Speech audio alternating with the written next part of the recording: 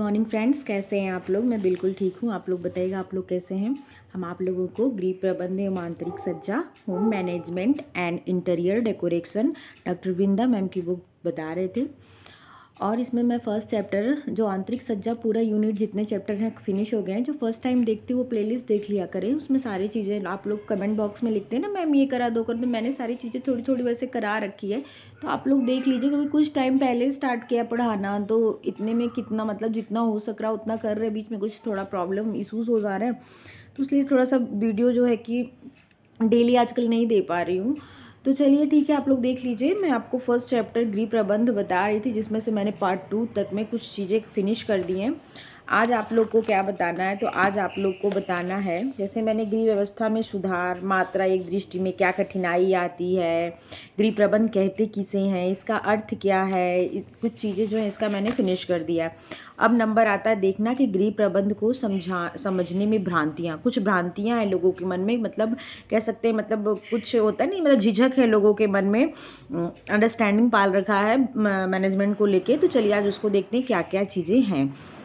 यदि आज के बदलते परिवेश एवं संघर्ष भरी जिंदगी में गृह प्रबंध के महत्व में काफ़ी बढ़ोतरी हुई है, परंतु कुछ भ्रांतियां एवं गलत धारणाएं अभी भी विद्यमान हैं, जो गृहिणी के समक्ष कई मुश्किलें व कठिनाइयां उत्पन्न करती हैं। ये भ्रांतियां निम्नांकित हैं, जिन्हें कुशल प्रबंध के लिए दूर करना आवश्यक है।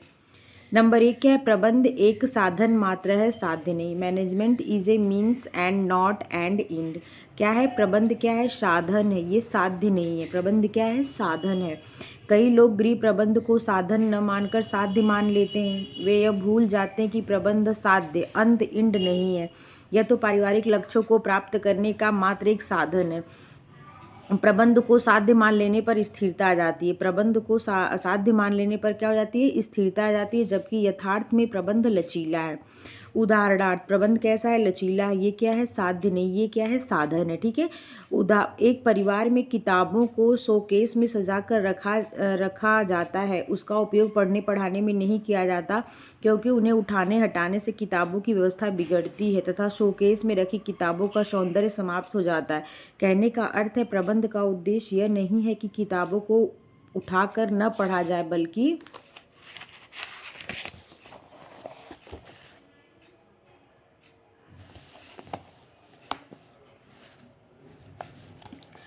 इसका उद्देश्य किताबों को पढ़कर इससे ज्ञानार्जन किया जाए, इसका अधिकाधिक उपयोग किया जाए, ताकि व्यक्ति को अधिकतम लाभ पहुंचे। ठीक है, आप बात समझ रहे होंगे। ये क्या है, साध्य है, साधन है, साध्य नहीं है। ठीक है, लचीली है। ये साधन न मान करके क्या है, साध्य मानते हैं। मतलब इसकी इंग्लिश आप देख लो एक बार। मतलब मान लो कभी कभी इंग्लिश में भी चीज़ें आ जाती हैं तो नहीं समझ में आता है। Management is a means and not and and. ठीक है, ये क्या है, साधन मात्र है, साध्य नहीं है। दूसरा नंबर क्या आता है, प्रबंध का संबंध केवल, और ये आप पढ़ क्या रहे हैं, कुछ भ्रांतियां लोगों के मन में कुछ क्या होती है, अंडरस्टैंडिंग मतलब हो गई है, मिसअंडरस्टैंडिंग कि मतलब ये क्या है। तो इस चीज़ में एक पॉइंट दिया हुआ है, आप देख लो। प्रबंध का संबंध केवल कार्य संपादन से नहीं है। Management is not mayor performance of work. कुछ लोगों में ज़बरदस्त भ्रांतियां हैं कि प्रबंध का अर्थ कार्य संपादन करना है, जबकि यथार्थ में ऐसा नहीं है। केवल कार्य को करना मात्र ही प्रबंध नहीं, बल्कि कार्य को व्यवस्थित रूप देना प्रबंध है, ताकि उपलब्ध साधनों का सर्वाधिक उपयोग हो सके। कार्य दिख तो रहा होगा। कार्य को सफल संपादन के लिए योजना बनानी पड़ती है। योजना को क्रियान्वित करने के लिए विभिन्न तत्वों को विभिन्न चरणों में नियंत्रित करना पड़ता है तथा प्राप्त परिणामों का मूल्यांकन करना पड़ता है। प्रबंध का प्रशासनात्मक पहलू तब और अधिक महत्वपूर्ण हो जाता है जब एक व्यक्ति योजना बनाता है, दूसरा व्यक्ति क्रियान्वित करता है। इस संबंध में पारिवारिक जीवन पर राष्ट्रीय सम्मेलन की गृह व्यवस्था उप समिति ने अपने प्रतिवेदन में लिखा है कि घर में व्यवस्थापन वस्त्र रूपी जीवन के तंतु का एक भाग है। घर में व्यवस्थापन क्या है, वस्त्र रूपी जीवन के तंतु का एक भाग है, इसमें धागे आपस में गुथे हुए हैं, क्योंकि इसमें साधनों के उपयोग के संबंध में निर्णय लिए जाते हैं। चाहे परिवार में कार्य किया जा बना रहे हैं अथवा खेल। आप एक बात समझिए, जैसे आपने लिंक देखा है ना, चेन देखा होगा, जो जंजीर होती है वो क्या होता है, एक दूसरे में बंधे होते हैं। या तो आप वस्त्र देख लो, जो उसमें धागा होते हैं एक दूसरे से ताना बाना के रूप में क्या होते हैं, वो बंधे होते हैं। तो वही बात है, आपने अगर मैनेजमेंट बना लिया तो आप ये नहीं समझे कि कार्य सफल हो गया। नहीं, पहली बात तो मैनेजमेंट प्रबंधन हो, और वो प्रबंधन क्या हो, उस कार्य को व्यवस्थित रूप देना प्रबंधन है। ठीक है, बस आपने प्रबंधन बना, मतलब आपने एक मैनेजमेंट कर लिया तो नहीं कि मतलब कार्य समाप्त हो जाएगा, नहीं, उसको व्यवस्थित रूप देंगे, फिर उसको क्रियान्वित करने के लिए करेंगे। ठीक है, क्रियान्वित कैसे किया जाए, क्रियान्वित में संगठन, उसमें आप कुछ यूनिटी बनाएंगे लोगों को काम करने का, फिर उसका मूल्यांकन करेंगे, फिर उसके बाद कार्य स्टार्ट। तो ये क्या, एक चक्र की तरह कार्य करता है। ठीक है, वही चीज़ कह रहे हैं कि गुथा हुआ एक वस्त्र रूपी तंतु का एक भाग है जो आपस में गुथे हुए हैं, जो एक के बाद एक चरण स्टेप आते हैं और कार्य करते रहते हैं। भारतीय परिवारों में घर के मुखिया ही प्रबंधक एवं कार्य संपादन दोनों ही होते हैं।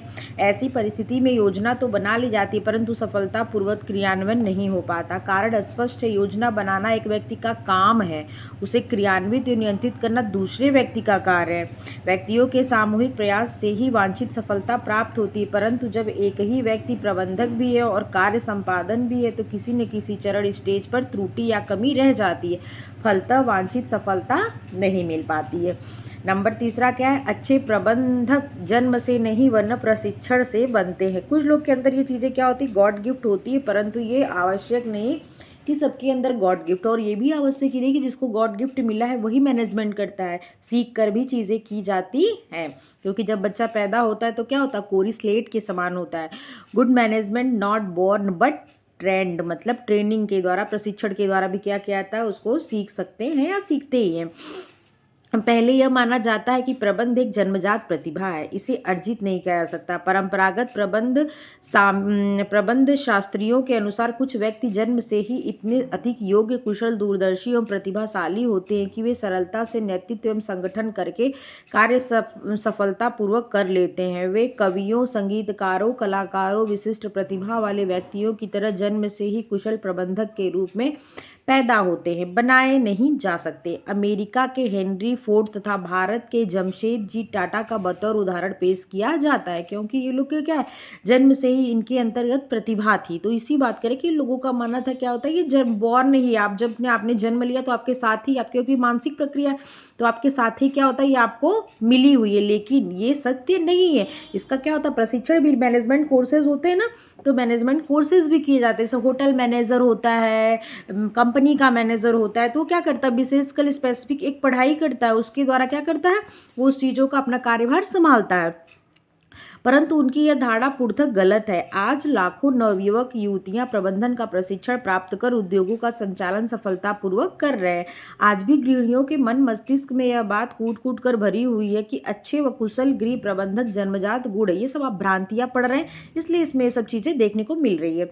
वे अच्छा प्रबंधक नहीं बन सकते, परंतु उनकी सोच सही नहीं है। निरंतर अभ्यास, कड़ी मेहनत, रुचि लेकर काम करने तथा प्रशिक्षण से प्रत्येक व्यक्ति कुशल प्रबंधक बन सकता है। यदि कोई गृहिणी सिलाई, कढ़ाई, बुनाई, पेंटिंग तथा पाक कला में दक्ष है तो इसका अर्थ यह कदापि नहीं है कि वे जन्म से ही इन कलाओं में दक्ष एवं पारंगत ही, बल्कि निरंतर अभ्यास, कठिन मेहनत, प्रशिक्षण के द्वारा भी वे इन कलाओं में दक्षता हासिल कर सकती है, मतलब निपुणता की बात की जा रही है। अतः प्रबंध जन्मजात प्रतिभा के साथ अर्जित प्रतिभा भी है। ठीक है, ये बस जन्मजात नहीं है, जन्मजात के साथ क्या अर्जित भी किया जाता है, ट्रेंड मतलब ट्रेनिंग लेकर, प्रशिक्षण के द्वारा। चौथी भ्रांति क्या है लोगों के मन में, कि प्रबंध परिवार के मुखिया तक ही सीमित नहीं है। भारतीय परिवारों में यह आम धारणा है कि प्रबंध परिवार के मुखिया तक ही सीमित है। मतलब ये क्या है, भारतीय परिवारों में एक धारणा है कि अगर मैनेजमेंट या गृह व्यवस्था कोई करेगा तो भैया जो परिवार का मुखिया है वही करेगा, लेकिन ये कोई ज़रूरी नहीं है, ये भ्रांति है। ठीक है, परिवार के अन्य सदस्यों का इससे कोई लेना देना नहीं है, परंतु यह धारणा भी सच नहीं है। परिवार के निर्धारित लक्ष्यों एवं उद्देश्यों की पूर्ति हेतु सभी सदस्यों को एकजुट होकर सामूहिक प्रयास करने पड़ते हैं। क्या करने पड़ते हैं, सामूहिक प्रयास करने पड़ते हैं, तब कहीं जाकर वांछित सफलता मिलती है व लक्ष्यों की प्राप्ति होती है।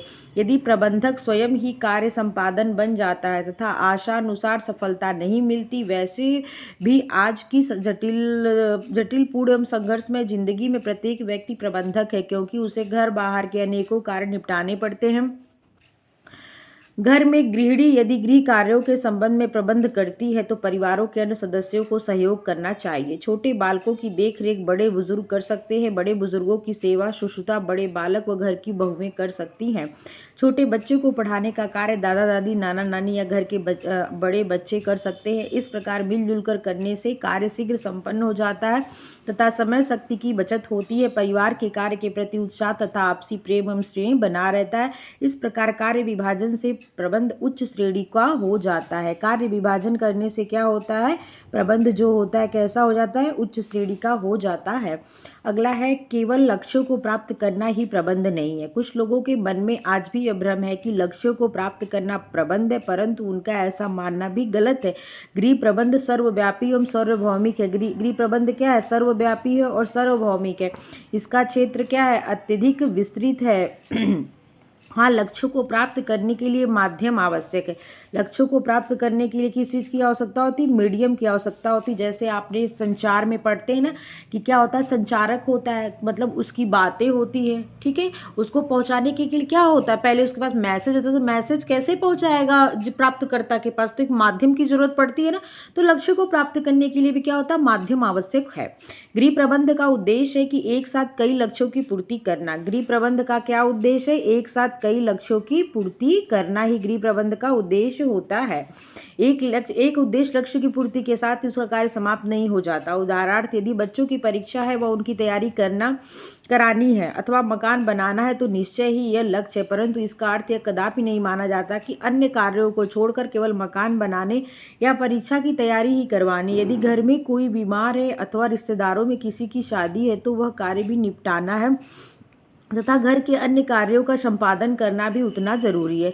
कुछ लोग का ऐसा मानना है कि परिवार के लक्ष्यों का निर्धारण भी गृह प्रबंध द्वारा ही होता है, परंतु यह धारणा भी मिथ्या है, क्योंकि परिवार के अनेक लक्ष्य ऐसे होते हैं जो लक्ष्यों की तीव्रता एवं आवश्यकता के अनुरूप इनकी पूर्ति की जाती है। बर्नस्टेन के शब्दों में, किसके शब्दों में, बर्नस्टेन के शब्दों में, लक्ष्य व्यक्ति और परिवार की इच्छा के अनुसार और बृहद समुदाय पर पड़ने वाले प्रभाव के अनुसार भिन्न भिन्न होते हैं। इसका समान महत्व नहीं होता। लक्ष्य क्या मतलब, आपका लक्ष्य, आपने कोई एक लक्ष्य तैयार किया होगा, आपका लक्ष्य क्या है, टीजीटी पीजीटी पास करना, तो लिखा लक्ष्य व्यक्ति और परिवार की इच्छा के अनुसार और बृहद समुदाय पर पड़ने वाले प्रभाव के अनुसार भिन्न भिन्न होता है। किसी का लक्ष्य कुछ होता है, तो जैसे कोई नेता है तो उसका लक्ष्य क्या होगा कि उसको इलेक्शन में जीतना है, जीत हासिल करनी है, तो अगर वो जीतेगा तो एक बड़े समुदाय के ऊपर उसका इफेक्ट पड़ेगा कि नहीं पड़ेगा, पड़ेगा। अगर किसी पार्टी का, जिस पार्टी का, जिस समाज का नेता बनेगा तो उसके डेवलपमेंट को लेकर, उसकी सोच के लेकर, लोगों के मतलब विकास को लेकर उन पे इफेक्ट पड़ा कि नहीं पड़ा, इसलिए भिन्न भिन्न होता है। उसका अलग लक्ष्य है, पढ़ने वाले का लक्ष्य। अगर एक लड़का पढ़ा, किसी परिवार से आगे निकला, तो उस परिवार को तो उसका बेनिफिट मिला ही, लेकिन समाज के, समुदाय के लोग भी क्या हुए, उससे मोटिवेट हुए कि भाई ऐसे मेहनत किया, इतनी मतलब कमियों के बीच में इसने इतना मेहनत किया और आगे बढ़ा, तो उसका क्या होता है, लोगों पर प्रभाव पड़ता है और सबका समान महत्व नहीं होता। सही बात है, जिस चीज हिसाब से लोग लक्ष्य बनाते हैं उस हिसाब से उनका प्रभाव पड़ता है और उसका महत्व होता है, तो समान महत्व नहीं होगा। किसने कहा था, बर्नस्टेन के शब्दों में बर्नस्टेन ने कहा था।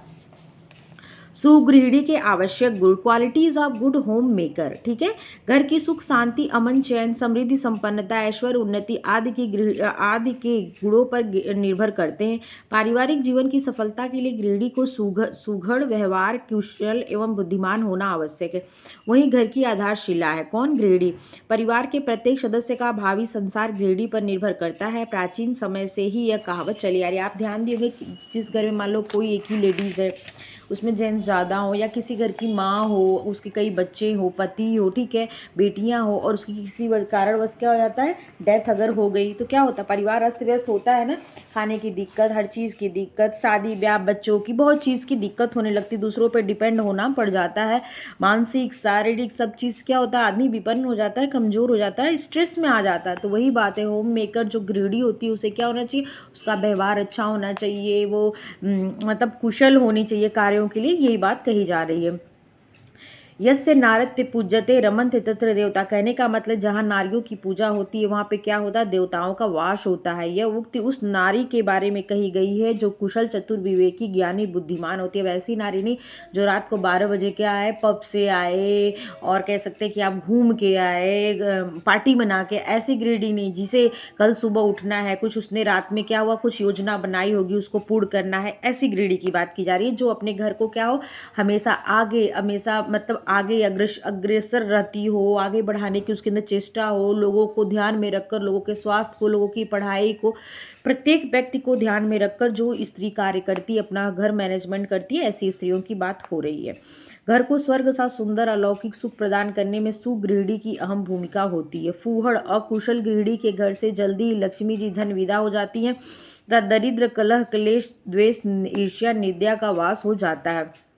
अतः घर के कुशल संचालन में गृहिणी को निपुण होना चाहिए। एक सुघड़ गृहिणी के निम्न गुण होने चाहिए। नंबर 1 क्या, सहनशीलता, टॉलरेंस कैपेसिटी होनी चाहिए। मतलब उसके अंदर क्या होना चाहिए, सहनशीलता। अब इसमें मुझे नहीं है कि मतलब आपको एक एक चीज़ बताएं, सहनशीलता आप समझ रहे होंगे चीज़ों को क्या है, अगर कोई उसके सामने कोई कस के बोल रहा है, कहीं लड़ाई झगड़ा, कोई उसे कमेंट कर रहा है, किसी बात बिगड़ गई कुछ, तो क्या उस चीज़ों को उसको मैनेज करने का एक सहनशीलता, मतलब चीज़ों को सहने की क्षमता हो। उस जो एक सिचुएशन आई है, जो सिचुएशन बनी किन्हीं कारणों से, उनसे निपटने का उसमें क्या हो, गुण हो, सहन, मतलब उस पर क्या अग्रेसिव ना हो, मतलब तुरंत ही ना कि भड़क जाए, चीज़ें तोड़ने फोड़ने लगे, ऐसी ना हो। बुद्धिमत्ता, अगर उसके अंदर बुद्धिमान है तभी उसके अंदर ये सब चीज़ें होंगी, ठीक है।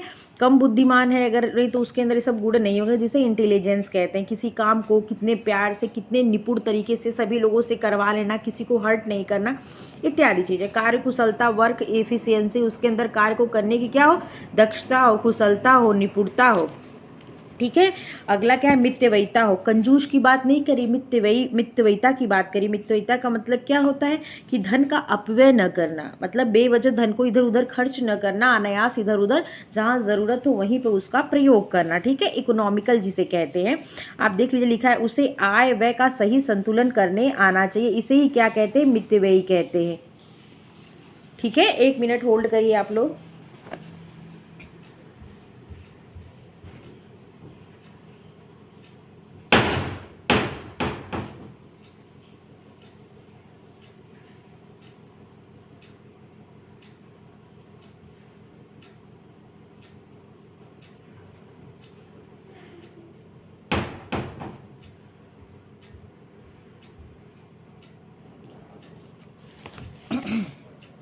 अगला है कल्पना शक्ति। कल्पना शक्ति का मतलब होता है इमेजिनेशन पावर उसकी कैसी है, ठीक है। तो आप इसको थोड़ा देख लो। जैसे एक गृहिणी एक सलवार सूट की सिलाई घर पर करती है, इसके लिए उसे ड्राफ्टिंग करना पड़ता है। क्या करना पड़ता है, पहले ड्राफ्टिंग करना पड़ता है।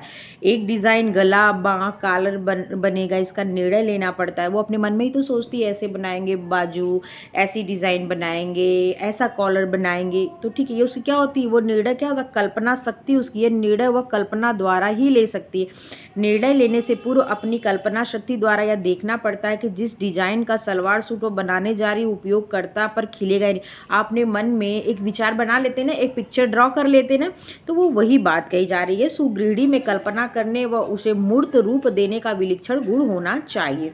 निर्णय लेने से पहले उसे लाभ, हानि, गुण दोष आदि पर कल्पना द्वारा विचार कर लेना चाहिए। मूल्यों के निर्धारण, योजना बनाने, क्रियान्वयन करने, लक्ष्यों की प्राप्ति आदि में कल्पना शक्ति का होना क्या है, अनिवार्य। किस चीज़ का होना अनिवार्य है, तो कल्पना शक्ति का होना क्या है, अनिवार्य है।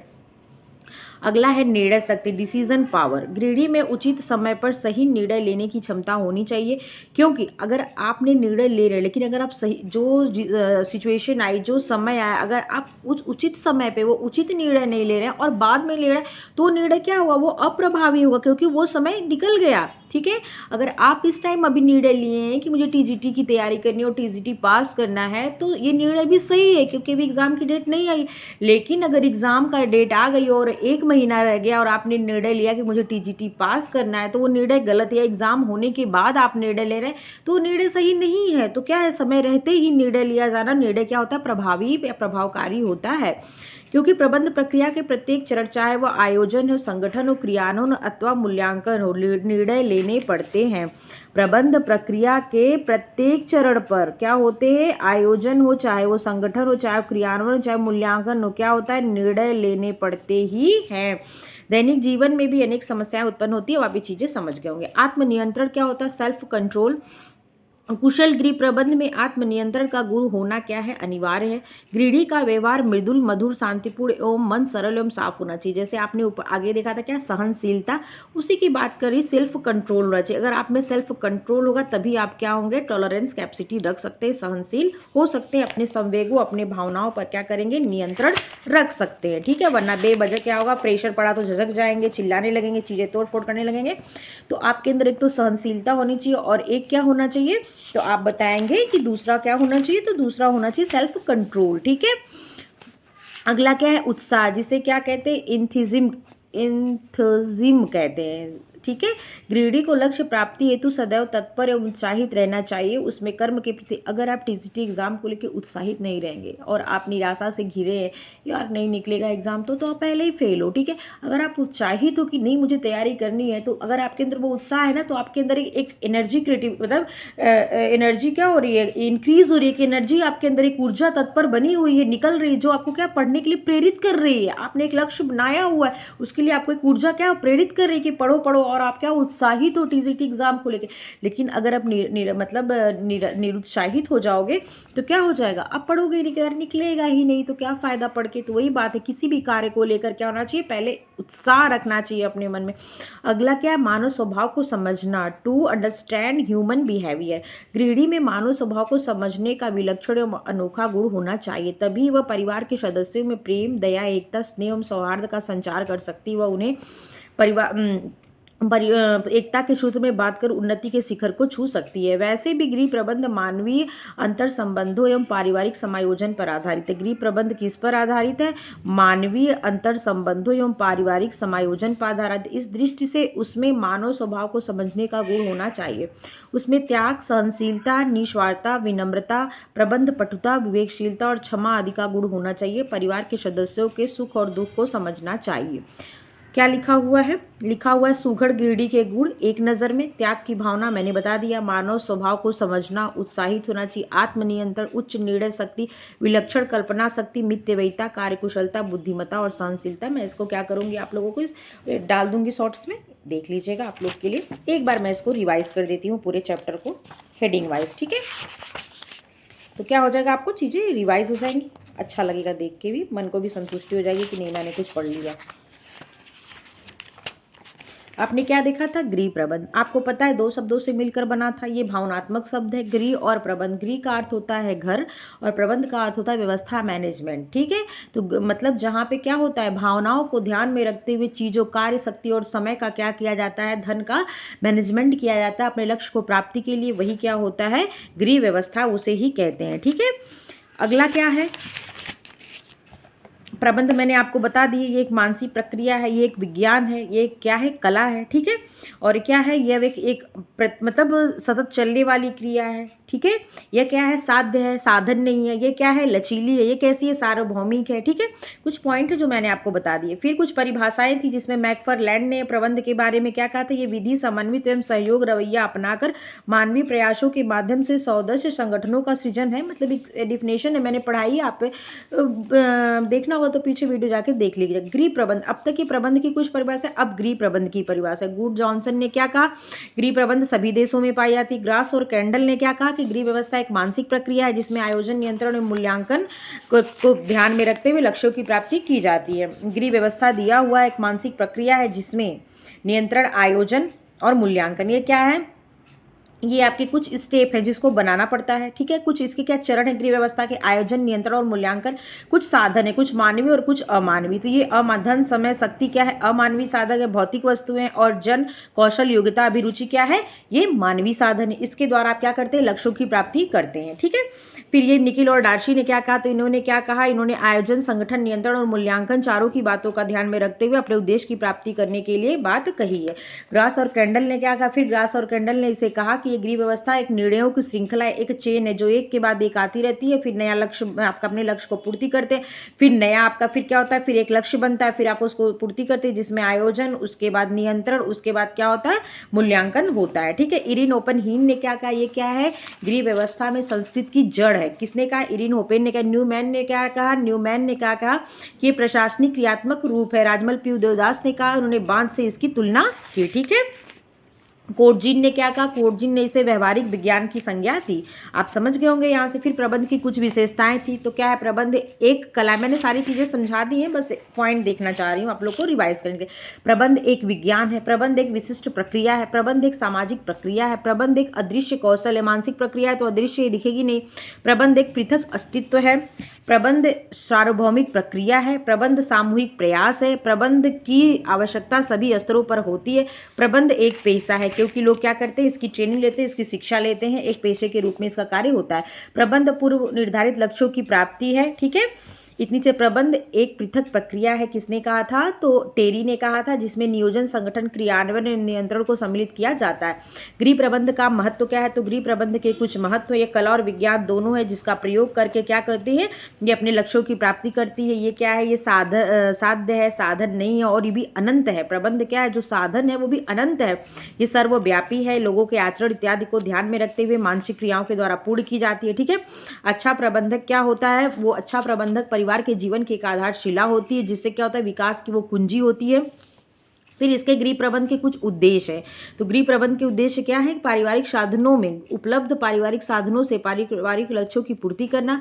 गृह प्रबंध एक ऐसी मानसिक एवं बौद्धिक प्रक्रिया है जिसमें गृह संबंधी उत्तरदायित्वों को निभाने के लिए परिवार के सभी सदस्यों को एक साथ मिलजुल कर कार्य करने पर बल दिया जाता है। यथार्थ में प्रबंध निर्णयों की श्रृंखला है। किसने कहा था, तो ग्रास और क्रैंडल ने कहा था। ठीक है, मतलब प्रेजेंट में क्या है, ये निर्णयों की श्रृंखला है। किसने कहा, ग्रास और क्रैंडल ने। क्या है, इसमें कुछ देख लीजिए। उद्देश्य है परिवार के सभी सदस्यों की आवश्यकताओं की पूर्ति करना, इसका उद्देश्य है, जिसमें आप देखें क्या आवश्यकताएं होती हैं, रोटी, कपड़ा और मकान, इसके लिए विभिन्न चरणों से गुजरना पड़ता है। सीमित आय में अधिकतम आवश्यकताओं की पूर्ति करना अच्छे प्रबंध का ये क्या है, उद्देश्य है, जिसमें आपको पता है कैसे पूरा करेंगे। फिर उसके बाद गृह कार्यों को कुशलतापूर्वक संपन्न करना, परिवार के स्तर को बनाए रखना, पारिवारिक वातावरण को स्वच्छ बनाए रखना, आप उद्देश्य देख रहे हैं। फिर गृह व्यवस्था में सुधार में कुछ बाधाएं आती हैं, जैसे अधिकांश परिवार में व्यवस्था प्रक्रिया की जानकारी ही नहीं हो, व्यवस्था लक्ष्य से संबंधित ही नहीं हो। ठीक है, ये सब क्या है, तो कुछ बाधाएं आती हैं। तीसरा नंबर है, अधिकांश परिवार संभावित संसाधनों से अनभिज्ञ, उसे ज्ञात ही न हो कि परिवार में क्या साधन है, किसका उपयोग किया जा सकता है, क्या क्या चीज़ें अब उपयोग में ली जा सकती है। अगर आप उसके लिए शिक्षित है, पढ़े लिखे हो, जागरूक है, अवेयर है, तो आप इन चीज़ों का फायदा उठा सकते हैं। व्यवस्था संबंधी निर्णयों के लिए पर्याप्त जानकारी की कमी है, योजना के अनुसार लक्ष्य का निर्धारण ही नहीं है, व्यवस्था संबंधी समस्याओं के तैयार समाधानों की इच्छा। ठीक है, तो व्यवस्था का उत्तरदायित्व परिवार के सभी सदस्यों पर होता है। ये चीज़ें हैं, एक नज़र में यहाँ पे दिया हुआ है। कुछ भ्रांतियाँ हैं जो मैंने बताया कि ये क्या है, साधन मात्र है, साध्य नहीं है। क्या, गृह प्रबंध ये क्या है, साध्य है, साधन नहीं है। प्रबंधन को संबंध केवल कार्य संपादन से नहीं है, अच्छे प्रबंध जन्म से नहीं वरना प्रशिक्षण से बनते हैं। ये लोगों को क्या मन में कुछ भ्रांतियाँ हैं, जिसके लिए इसको एक्सप्लेन किया गया। प्रबंध परिवार के मुखिया तक ही सीमित नहीं है। ये क्या होता है, कोई भी कर सकता है जो इस कार्य को करने में सक्षम है।